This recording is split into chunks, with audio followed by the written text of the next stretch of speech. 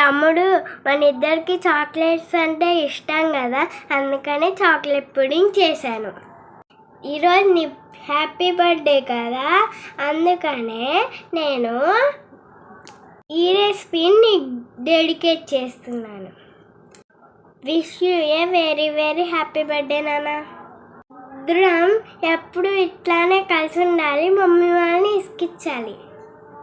Kannayya, wish you very very happy birthday నాన్న. ఇలాంటి పుట్టినరోజులు నువ్వు చాలా చాలా జరుపుకోవాలని మనస్ఫూర్తిగా కోరుకుంటున్నాను. నేను ఈ రెసిపీ అయితే అసలు ఫస్ట్ టైం ట్రై చేస్తున్నాను. అసలు ఇంత బాగా వస్తుందని అనుకోలేదు.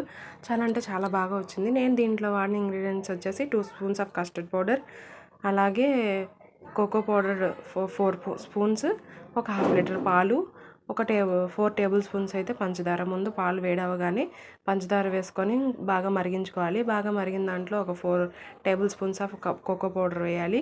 కోకో పౌడర్ వేసిన తర్వాత కస్టర్డ్ పౌడర్ని వాటర్లో మిక్స్ చేసుకొని వేసుకోవాలి. చూస్తున్నారు కదా, ఆ థిక్ కన్సిస్టెన్సీ వచ్చేదాకా మనం పొయ్యి మీద దాన్ని తిప్పుతూ ఉండాలి. తర్వాత ఒక మౌల్డ్లో పోసేసుకొని ఫ్రిడ్జ్లో పెట్టుకోవడమే.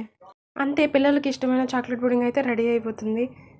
Once again wish you very very happy birthday Kannayya. అయితే ఇంత రేపటి వీడియోలో మళ్ళీ కలుస్తా. Stay tune all.